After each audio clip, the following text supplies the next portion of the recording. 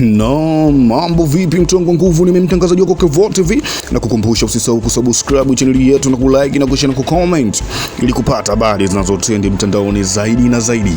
Bwana, habari kubwa inayotendi mtandaoni inamwangalia Hamza. Tunajua kabisa Hamza ni mchezaji mzuri sana ambaye amefanya vizuri sana katika klabu ya Simba. Na tunajua kabisa msimu uliopita Hamza, watu wengi walikuwa na shauku kwa sababu wakuzania kama Hamza atakuja kufanya vizuri katika timu ya Msimbazi. Na tunajua kabisa Hamza alivyokuja hapo Msimbazi, wengi sana walijua atakuwa ni mtu ambaye atatokea benchi, atakuja kuchukua namba. Tunajua kabisa wazao wanakuwa kupata namba kuanza ni ngumu kinamna fulani, lakini Hamza akaonyesha uwezo wake na alianza kikosi cha kwanza.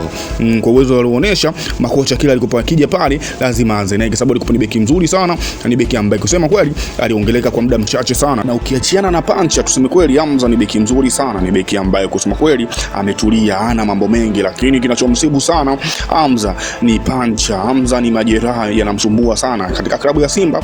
Ukiona majeraha kidogo unakuwa unadondoka na una lazima uachwe, na inasemekana kabisa Hamza dirisha dogo anaweza akapelekwa timu yoyote kwa mkopo ama akauzwa kabisa, kwa sababu ni mchezaji ambaye hawezi kuipa nguvu timu ya Msimbazi kwa sababu majeraha yanamsumbua sana. Na tunajua kabisa timu ya Msimbazi ukipata majeraha inakuwa ni ngumu sana kuachwa, lakini bwana, inavyosemekana sasa hivi Hamza majeraha yanamsumbua na ataondoka hapo Msimbazi, atatafutiwa timu nyingine.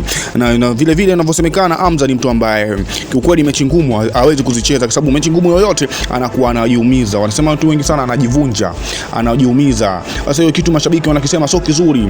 Maana mashabiki wao wanavyosema Hamza anakimbia mechi. Kwa hiyo maneno mengi yameongeleka kwa Hamza kukimbia mechi, lakini sana sana kinachomsibu yeye ni majeraha kwa upande wake. Lakini vile vile tunajua kabisa timu ya Msimbazi ina beki kitasa sana. Yule beki bwana anaitwa Nangu ni beki mzuri sana ambaye ana uwezo mkubwa sana, na ni beki ambaye kusema kweli achape sifa zake, ni beki ambaye kwa kweli anajituma kinoma noma. Na tunajua kabisa amekuja na muda mchache hapo Msimbazi, lakini alivyoanza tu amepata namba. Hata mwenyewe shabiki unafuatilia michezo na mipira unajua kabisa Nangu ni mchezaji mzuri sana. Nangu ni mchezaji kusema kweli Simba amepata dume, kwa sababu tunajua kabisa amecheza mechi chache, lakini uwezo alioonyesha ni mkubwa sana.